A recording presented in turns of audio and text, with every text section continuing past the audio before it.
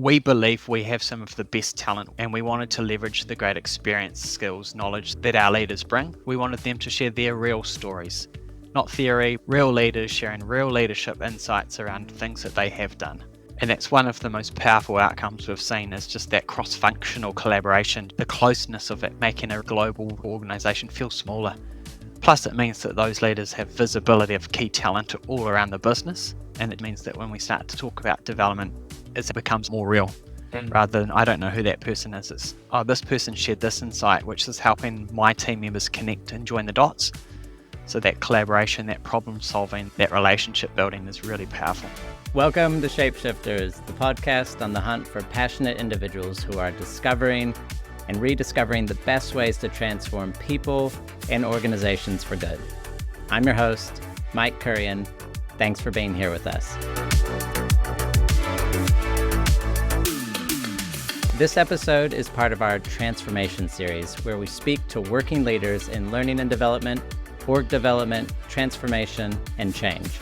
We'll dive straight to the heart of what these professionals are focusing on, hear what the biggest challenges their organizations are facing, and see the amazing work they're doing to equip their teams for this new world of work. Throughout this series, either myself or my co-founder Dan will be leading these conversations. Okay, let's jump into today's episode. Welcome to Shapeshifters. Hola. Hola. Welcome to Shapeshifters. Welcome to Shapeshifters. So, Luke, welcome to Shapeshifters Transformation Series. We're stoked that you are able to join us, and I'm excited to have you sharing some of the insights you've been having from rolling out your leadership programs at Fisher Paykel Appliances. But before we get into the detail, I'm going to throw to you a quick introduction. Who is Luke? Where do you work? What's your role? And then we'll go from there. Awesome. Thanks, Dan. Thanks for having me as well. Work at Fisher Paykel Appliances. I'm the Global Organisational Development Manager. Have been at Fisher Paykel for nearly 4 years, within this current role for just a little bit over 2. But essentially our role is to look at how do we support the business to achieve its outcomes.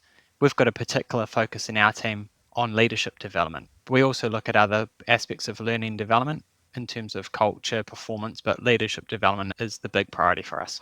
And then talk to us about how many leadership programs have you got running at once? Give us the overview of the leadership offering. The big one that has been a focus for our team for the last 5 or so years at least is our leadership development program. We're about to start cohort 50 this month. So we're looking at over 500-600 leaders who have now taken part through that particular program, which is a foundational program for us. It's really around the models, the framework, the practices, the principles for everybody to be a leader at Fisher & Paykel, or everyone to demonstrate leadership in their day-to-day roles. We do have a couple of other new initiatives that we've started. So we're targeting future successes for executive or GM level roles. So we've got a leadership offering underway, which is targeting a very small group around their executive leadership development. And later this month, we're starting essentially what you'd say is phase 2, or the next evolution from the leadership program, which is taking what we've learned in the first program and applying it into a day-to-day environment. So it's not so much a program, it's just this is how we're now applying it in the work, with a chance to wrap around some learning around, okay, what does it look like now that we're actually putting this into practice? So they're probably the big 3 ones for us at the moment, as well as all of the supporting infrastructure around online learning, be it SharePoint or a learning module, or just the day-to-day interactions that take place.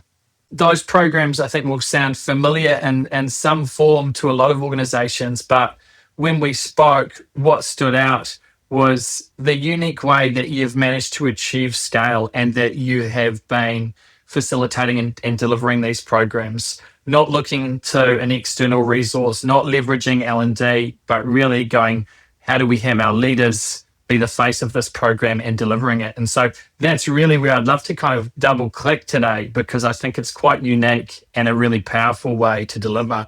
So maybe if you talk to us about, how did it come about that you designed this program that is being completely delivered by 40 or so leaders in the organization?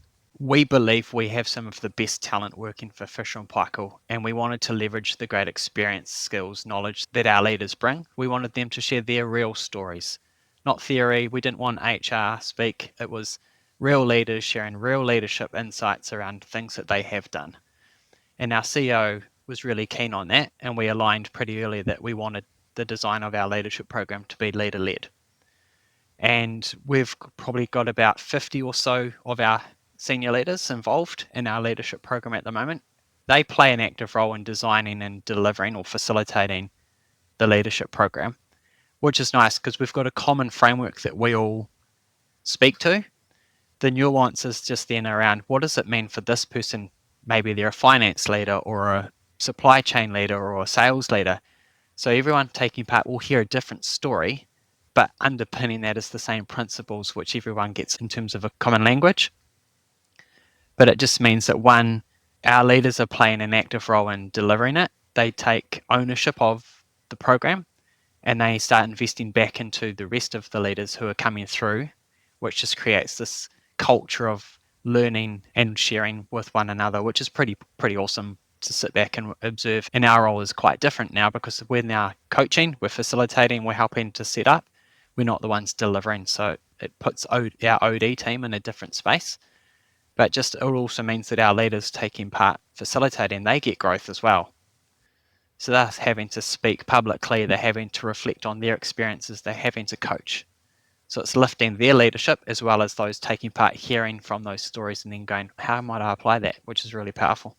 And I imagine for those leaders that are taking part in delivery as well, it's also an opportunity to hear voices from other parts of the business that they're not involved in, to hear what resonates, to better understand some of the challenges that might exist in the business as well.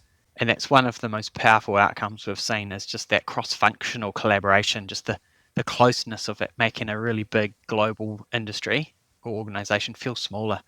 Plus, it means that those leaders have visibility of key talent all around the business. And it just means that when we start to talk about development, it actually becomes a little bit more real rather than, I don't know who that person is. It's, oh, this person shared this insight, which is helping my team members connect and join the dots.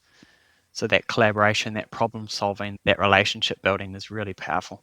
But when I hear you talk about the fact that you've got these 50 leaders delivering, my brain goes straight to the challenge, which I hear a lot of organizations talk about when they try and engage leaders and delivery of a program. And that is that leaders are busy, they're time poor. How did it come about that you've got the buy-in that you do and that you're able to kind of overcome some of the classic challenges to getting them to engage and to really invest? It's not a small undertaking that they're stepping into. Yeah, we've got leaders requesting to be part of it, which is the nice part where we've got to. And it also means that if one can't make it for travel or sickness or whatever reasons, we've got plenty in the bench, so to speak, to draw upon. We were pretty selective early on. When the first few cohorts started to run, we deliberately chose leaders who had strong experience, with good role models, and it really set a nice foundation for what was to come. Our team's deliberately focused on key talent or key people we see as the future, and we've made a deliberate effort to engage them around this is a chance for you to be visible, to get more, your own leadership development.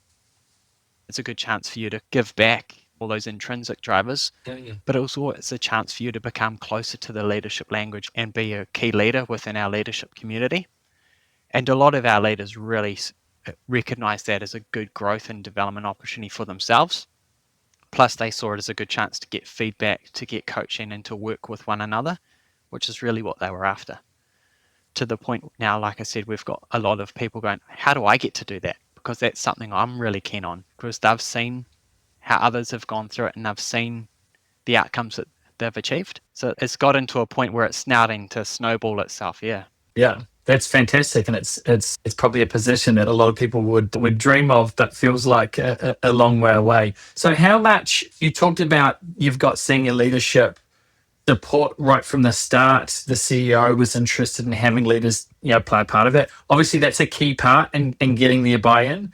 Can you talk to us about what are some of the other things that have kind of, I guess, enabled you to leverage these leaders? What kind of support do you provide them so that it's maybe less of an ask? And practically, what does it look like for them to give their time? When you think about an average delivery of a program, what is it they're actually giving?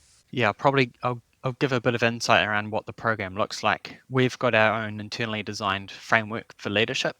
Within that, there's a series of models and tools that our leaders get exposed to through the leadership program, and that gives everyone a common language, a shared language, so to speak. Our team play a role in terms of supporting leaders to choose a date and a time of a module that suits them. Once they've selected that particular date, we spend some time really just doing a bit of a Q&A with them to understand what's your experience, what's your story, help us give some language to that.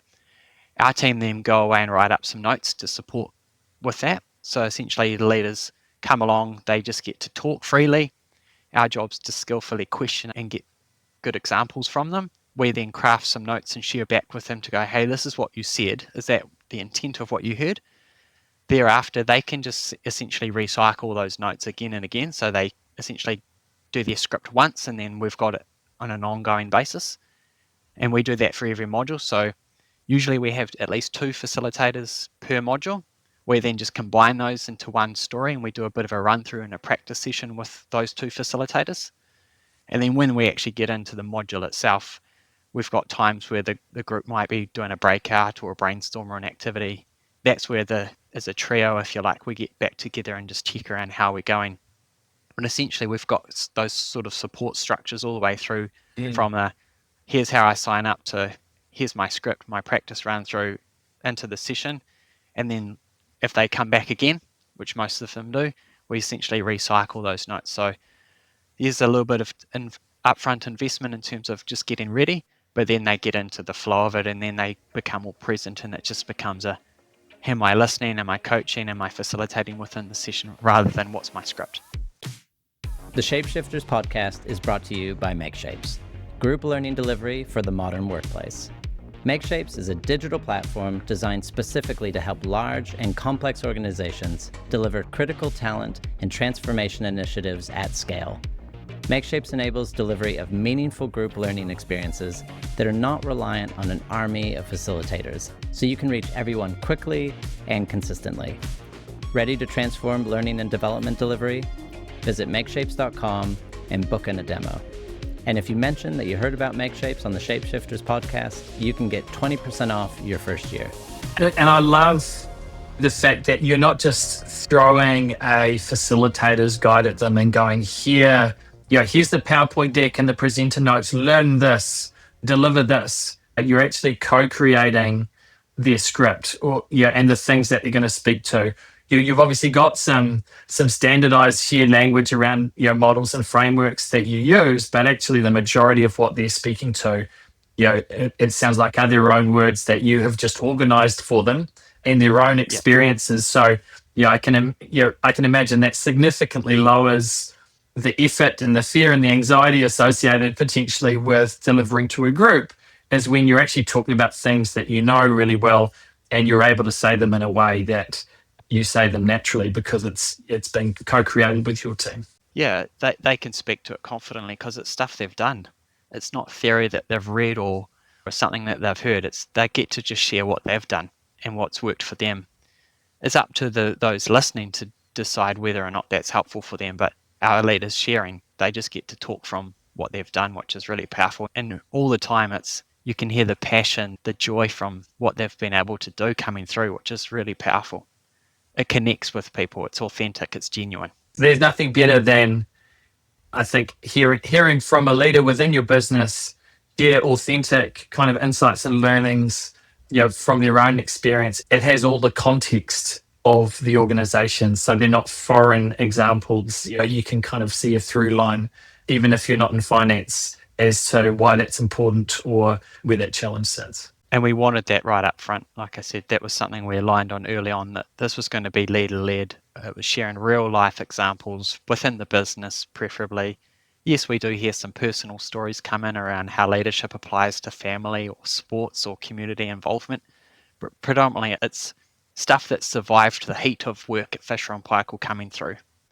And that's what people really, they understand because they see it every day. What we didn't want was off the shelf, anyone coming in talking theory, because people are going, That's all well in theory, but this is actually the reality at Fisher & Paykel. So we wanted to go, let's just make that the starting point. Let's talk about leadership in practice of what it actually is to do leadership at Fisher & Paykel. That's our learning. And so I imagine with this, like, you're possibly giving or sacrificing probably isn't the right word, a little bit of consistency, because you're going to have a slightly different, take or delivery and examples from each leader. So how do you balance the desire for consistency? You're a large kind of global organization, really diverse teams, with kind of giving the flexibility for the leader to make it their own and use their own stories. Yeah, we have that common framework which all of the leaders will speak to. So there's common models and tools that are there. That's the consistent part. The difference is around how that then is brought to life through the stories that are shared and the cohort that's formed. So the journey will look fairly consistent by way of, say, Dan's going through the 6 modules within our program. I'll go through the same 6, but the stories that you'll hear will be reflective of who's leading those sessions, which might be different to the leaders that I experience. But that's the powerful part, because then when Dan and I come together afterwards, what stories did you hear? Then we start to share stories within ourselves, and then that means the learning just keeps going beyond the event itself, and then it starts to become a bit more organic, and actually that's how work happens, is through people sharing. So that's the powerful thing of kind of balancing the consistency with the flexibility, if you like, that for us it's been powerful seeing that evolve over time. So you've got these fixed frameworks and models, and then these flexible stories and examples of application and what that looks like in the organization. So you mentioned the format there. How many sessions is it over the year? So each cohort, how many times are they coming together with the leader to take part in a session? For the leadership development program, we've got cohorts of about 24. They will meet 6 times over about 9 months, and each session's about 4.5 hours long. So plenty of time for them to connect. In between sessions, they've got little challenges that they're completing in smaller teams of 4, where they go away and put some of the models and tools into practice. They're doing that within their own little teams. They're also then applying that in their day-to-day work. So plenty of time to come together to make sense of things together, but also time to do one-on-one with their one-up leader as well throughout. In terms of the other programs, it will vary. So our senior leadership group that are coming together maybe 2 or 3 times over 12 months. The focus of that is less on learning the tools and the models, but more around applying it. And then our leadership and practice initiative, which we're getting underway in a few weeks, are coming together about 4 times over the course of 12 months. So plenty of time to come together, but we really want to keep the focus around, okay, let's put it into practice, because that's, like I said, leadership's not done in workshops and events. Leadership is done in the day-to-day interaction of delivering work. Yeah, and I think closing that knowing doing gap is a challenge for everyone. And I love to hear that you've got these kind of peer-to-peer elements where you're getting people back on the job, small groups to practice and apply what they're learning. Okay, so Luke, you've clearly got some amazing programs running and have taken some really interesting approaches with what you've done so far with leadership development at Fisher & Paykel. Can you tell me about what the future holds? What's on the horizon? Yeah, if I kind of just link back to the start. So the starting point was to get a common framework and shared language set up. We're now starting to get through a lot of our leadership population that we've prioritized for that. We'll start to slow that one down. The next evolution will be then dialing up. Okay, let's take what we've learned and put it into practice. So it becomes not a program, but this is just the way we lead every day.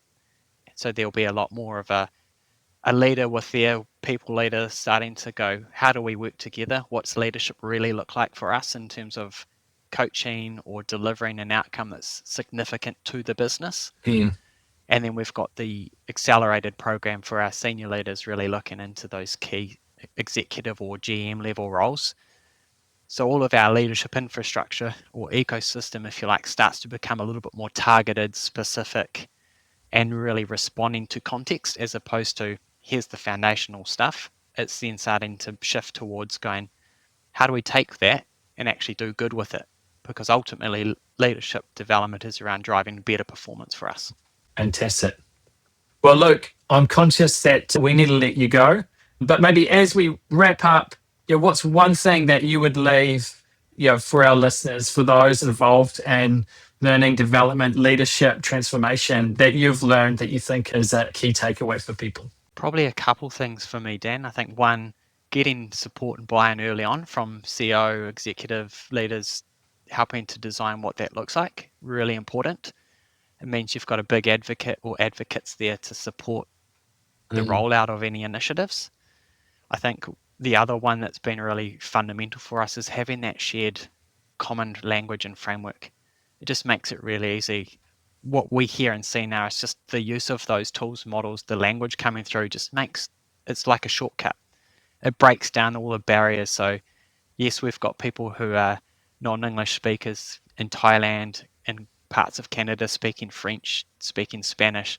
But the fact now that we can come together with the shared language is incredibly powerful. So I think having some sort of view of what's your framework for leadership, what's the language you would like that to have, and what are the key beliefs that want to underpin that, been really powerful for us because those are the principles that underpin all the work. The practices might evolve over time, but you've got this essentially fundamental principles that you go, that's the anchor for us. We just stay true on that. And probably the third thing is just keep learning, keep listening to people, take their feedback on board and just go from there. Love it, Luke. Thank you so much again for taking part today. And I think the work that you're doing is really ahead of the curve. So I'm excited to see where this next phase of the program goes. The idea of co-creating with those that you're having deliver the program, I think really stands out for me. So look, thank you again. And to all of our listeners, I have no doubt that there's plenty of nuggets in what Luke has had to share. And that wraps up this episode of Shapeshifters. Thanks for sticking with us to the end. If you enjoyed this episode, be sure to follow us wherever you listen to podcasts, connect with us on LinkedIn, or head to the Shapeshifters website and sign up for our community. We love getting to have these conversations, and we are grateful for your support. Until next time, I'm Mike Kurian, and this is Shapeshifters.